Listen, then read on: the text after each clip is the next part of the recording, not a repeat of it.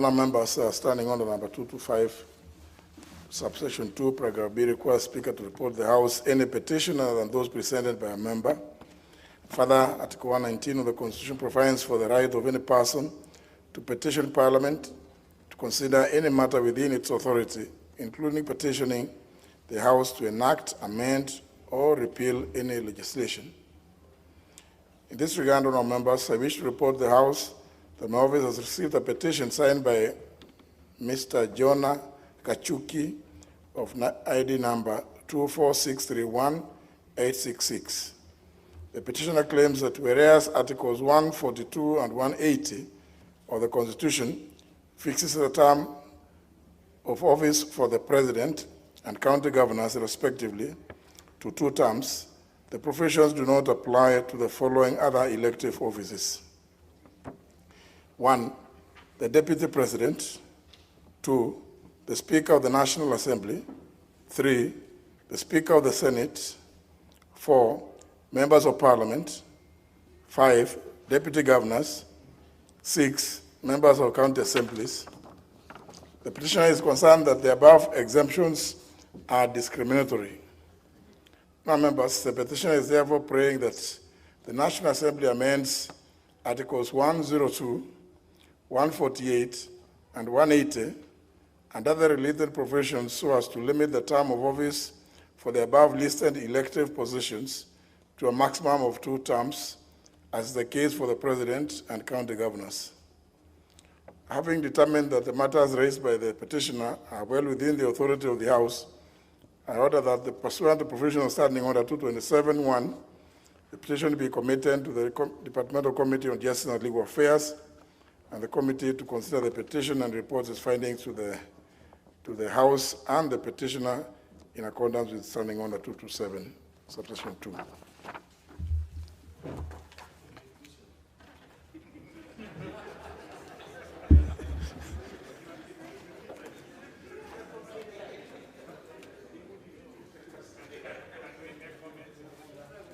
Yeah, honour members, members will be.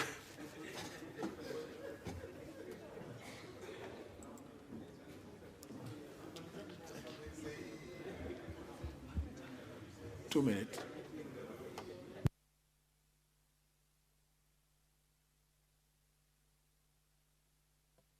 Yeah, I see interventions from Honourable Wamalu. Thank you, Mr. Speaker. Mr. Speaker, it is true the Constitution allows anyone to petition this House. And looking at that petition, Mr. Speaker, I have no doubt that this House has what it takes to look at it favorably. And because it also requires public participation, he says there's unique functions, particularly the officers that he has talked of issues of discrimination. I have no doubt that Wanjiku had decided in the 2010 Constitution, but in case they want to amend, we'll take it back to the people, and I have no doubt that this House will give a favorable response, Mr. Speaker, and I thank you. Member for Endebess. Thank you, Mr. Speaker. Mr. Speaker, this petition by Jonah Kashuki on various elective offices, I think it's misplaced, because if he seeks to do a constitutional amendment on Article 102, 148, and 180, he needs to collect 1 million signatures, just like those who are promoting PPI did. Bringing a petition here, you know, for these elective positions, there are people, these are careers, and it is determined by the people. After every 5 years, the constituents will decide. Even for you, Speaker, we are the ones who elect you because we are satisfied with your performance, and therefore we elect you.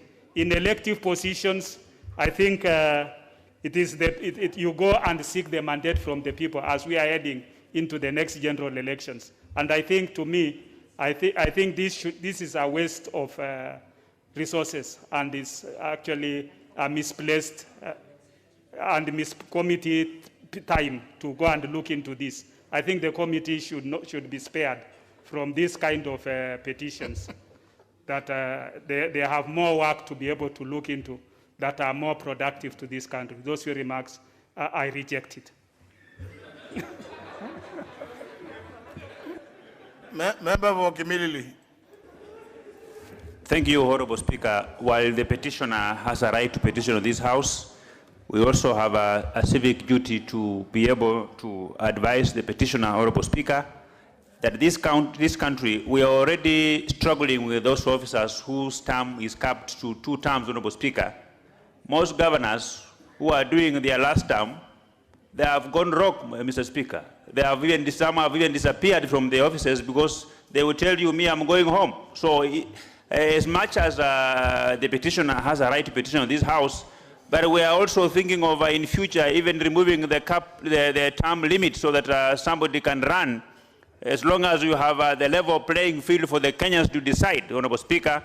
And Honorable, even this, the section that the petitioner seeks to amend falls within what the court said eternity clauses that can only be amended through a referendum. So I don't think if the committee should waste taxpayers' money going through this petition, it should be dismissed, Honorable Speaker, and the petitioner advised accordingly. I don't support this petition, Honorable Speaker. Member for Tharaka. Thank you, Mr. Speaker. This is an interesting petition, but as you've correctly observed, every Kenyan has a right to petition the House so that it can consider whatever matter that comes before it, and especially if it is of great interest. First and foremost, the reason why the terms of the president and the governors were capped was due to the fact that these are CEOs of the republic and of the county. The rest of them, including ourselves, we are just there, hang about and possibly without positions that are clearly defined as far as these offices are concerned. That is why nobody cared to say, limit the terms, let the people limit the terms themselves. However, properly committed to justice and legal affairs, we will consider the petition, we will consider the various sections that apply to confirm whether there are eternity clauses in this, or we can do this through a parliamentary initiative instead of going through a referendum. And they are not protected per se in accordance with the findings of the Court of Appeal and the High Court, that there are some clauses which form part of the grundnorm of our Constitution, and they cannot be touched in whichever way. Let's just look at it. Let's spare him the agony of knowing that we don't like it very much. But to be frank and honest, I think it is not quite merited. Thank you, Mr. Speaker. Member for Rarienda. Thank you, Mr. Speaker. Mr. Speaker, whereas everyone has a right to petition this House, I think this House must also now develop ways of dealing with petitions that are unmeritorious. This is one of those which, although you have now committed it to the committee, Mr. Speaker, it would be one for summary dismissal. First of all, Mr. Speaker, it has a factual error insofar as it says that the office of the Deputy President does not have a term limit. That is not true, because under the Constitution, there's a term limit. You can only be a Deputy President for a maximum of 2 terms. Secondly, there are very good historical, legal, and factual reasons why only the office of the President and the Governor were limited, and not these other elective offices. And Mr. Speaker, I think that even if the committee were to sit and return a verdict, their verdict will not be for this House, because it would be for the rest of the Kenyans. Mr. Speaker, I think that the committee will do itself great justice by summarily dismissing this petition. Thank you. Member for Kabuchai. Mr. Speaker, I think this is one of the very unpopular petitions, Mr. Speaker. Why I say it's unpopular, Mr. Speaker? How do you want, Mr. Speaker, to cut and curtail the democracy of our people? There are people who elect these officers, Mr. Speaker, and they have a right to elect how many times they want. And I know, Mr. Speaker, where the petitioner is, must be following up this one. Mr. Speaker, he must have known the outcome before he brought it here. Thank you, Mr. Speaker. Member for North Imenti. Mr. Speaker, thank you. Mr. Speaker, I want to support this petition. Mr. Speaker, in this country, we tend to be thinking that we have got a right to be elected each and every time. And I think, Mr. Speaker, there comes a time that we have to give others space as well. So, Mr. Speaker, I believe that if it is possible, let it be prosecuted, and I will be one of them who will be voting for it. So I support the petition. Thank you, Mr. Speaker. Member for Nyariba Richache. Thank you, Honorable Speaker. I think the petitioner has very good thinking. He thinks that we are having selective judgment on elective officers, because if the president can only serve for 2 terms, why would other officers be exempted? However, Honorable Speaker, Parliament is a training ground for speaker responsibilities in the Republic of Kenya, and therefore when we have people training here, for lack of a better way to put it, it hones their skills so that they can, whenever they are given big assignment, they will be able to serve Kenyans in a more informative way and in a more better way than they are supporting now. But dismissing the petitioner summarily will be unfair, Honorable Speaker, because I'm sure he has reasons why he raised the petition, and it's only fair to listen to him and hear what he has to say. But I think it's only fair that now that we have many elective offices, we have the governor, we have the Senate, maybe you need to do 2 terms in one office and move to the next one. He's encouraging people not to get into their comfort zone in one area so that they can also think of the other options which are there. Like you, Honorable Speaker, you are going in for presidency, and I think you are going to make a very good president of this republic. And we support it, because it's a good ground training you have had in Parliament. You have served as a speaker, a very good speaker for 2 terms, and it's only fair that you move up to the next level. So I think the petitioner has a good reason. We need to listen to him, and if he convinces us, which he has already convinced my brother from Meru, I think I will also be following keenly to see if it's got merit so that I can support it. For the time being, without having the benefit of the information that he had or the thinking behind his petition, I support it. Member for Kwanza. Mr. Speaker, in this country we have what they call busybodies, and this is one of the busybodies. I think looking at it is actually from his personal perspective. Maybe he has tried to be whoever, an MCA or member of parliament. He has failed many times. So he wants to return this to, to that, it's a frustration. These are just, does not make sense. And I want to ask this House that the committee that which you have referred this particular petition, unless they have nothing to do, they should be dismissed right here, now. This is just a waste of time. I don't think there's any reason. Mr. Speaker, I'm saying, and I want to repeat myself, this particular person is a busybody out there. And he's a frustrated individual, and although he has a right, but he's a frustrated individual, I don't think there's enough time for us to be able to waste time on this particular one. You can put a question, and we'll see what they can do. Thank you so much. Well, how do I put a question to a petition? Honorable Wanyonyi.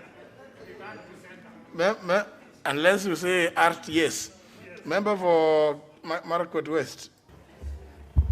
Thank you, Honorable Speaker. As majority of the members have said, this particular petitioner is a very busy body outside there who could have tried to contest, and because the sitting member of parliament has become difficult to unseat, then we give an opportunity to say that the members retire and they have an opportunity. Honorable Speaker, the retired President Kibaki was MP from 1960s up to when he was elected as a president. So it means if the time he was becoming a president, there was a term limit, he would not have become the president of Kenya, even the current president. So, Honorable Speaker, this is just a busy body. Performance on elected positions, especially member of National Assembly and Senate, it's based on your performance, not because of the time that you've served. So I think we need to dismiss it immediately. Member for Soy. Thank you, Mr. Speaker. I think the petitioner has a right, and we need to actually listen to him, because maybe he has issues with his member of parliament, and he has decided to come and attack the member. Actually, the petitioner, we would have loved him to divulge more information. Has he attempted to run for government against the member of parliament and failed? Or was he denied bursary? What services was he denied that he has actually gotten across with his member of parliament? But Mr. Speaker, I think it is also good to note that when we are given a position to serve, we should serve to the best of our ability, and we let the people decide for how long we can serve as members of parliament. Thank you, Mr. Speaker. Member for Kajiado Central.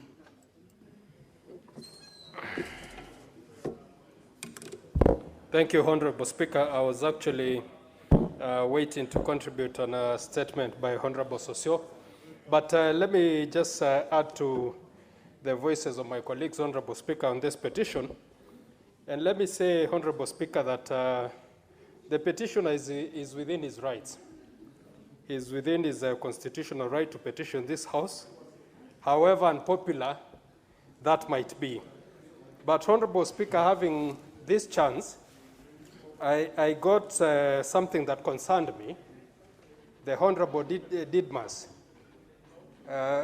mentioned that it will be important to review term limits. And the Honorable Member is a staunch supporter of the Deputy President. I don't know if that is what they plan to do if by any chance the Deputy President becomes President, by bad luck. So that concerned me. That concerned me, Honorable Speaker. But I look forward to the committee's recommendation on the same. Thank you, Honorable Speaker. Honourable members, I think it's always advisable to avoid discussing, about issues which are not in the House to defend themselves. Member for Matayos. Thank you, Honorable Speaker. I also want to say that the petitioner is well within his rights to bring the matter to the House. And if it has been discussed by the House Business Committee, we cannot say that it should just be killed right away. Let members of Parliament in the relevant committee do their duty, and from there we shall get a report. But Mr. Speaker, I find it interesting because I don't know of any jurisdiction in the world where elected leaders like members of Parliament, those representing people, the MCS or councillors or so, have term limits. So even as it goes to the Justice and Legal Affairs Committee, I will only urge them to make sure that it dies on arrival. Thank you, Mr. Speaker. Leader Majority. Thank you. Thank you, Honorable Speaker. I agree. Everyone has the right to petition, and I want to concur with what Honorable Omolo Tiende did mention. Indeed, it's not just the Deputy President. Even the Deputy Governor is restricted to 2 terms. So factually, the petition is actually founded on the wrong premise that it's only the President, Deputy President. But as it goes to the committee, I would like them to look at whether the petition offends the provisions of Article 38, which give everyone the right to elect a person of their choice. And the capping for the President is actually restricted to their work in the executive, rather than in terms of representation of the people. So, and perhaps agree with my colleagues that I know we open a door for ourselves to receive all manner of petitions, that perhaps we need a petitions law. I'm not sure how that will not contradict the Constitution, or within our review of the standing orders, to get some criteria that can then be popularized in terms of what kind of petitions we will entertain or the thresholds that we need to, so that we don't end up with lots of things. I've seen other petitions, including talking of removing Harambes and all that, and they making a lot of noise that it's not being entertained. So, but I think the petitioner is within his rights, but we probably need to advise him. He's not likely to go far unless he can, because a constitutional amendment that also affects the Bill of Rights. We know where it's going. And I think it's, he has the time, let him be patient. Thank you. Well, of course, the committee can sit and send, determine to send it to, return it to sender, because it's not, as per the Standing Order 227, the committee doesn't even have to bring any report here. Just write back to the petitioner, advising him on what they have found. Next order. Order number 5, papers. Leader majority.